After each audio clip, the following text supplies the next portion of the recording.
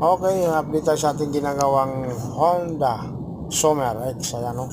Hindi gumagana ang kanyang kumbibli. Kaya po nasa gitna. Yan po ang piston niya, nakalubog. Dapat ganito yan sa dalawa nakaangat. So, ibig sabihin, may problema ito. So, ang complaint ni customer, lumulusot daw ang kanyang preno.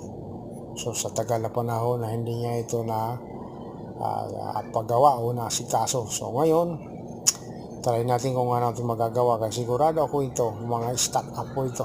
Sana makalas natin ng maayos o makalas kasi kung minsan ang nangyayari rito sa amin isang bisis na hindi namin matanggal ang kanyang bracket na sobrang tigas, nagikot-ikot na lang, sumasama yung lock pin, kaya nag-decide kami na pull out na lang.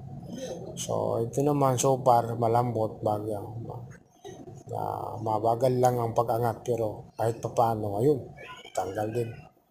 Ayan o, ito po dapat every 6 months po ang pagpapalinis natin. Ayan o, kinalawang na.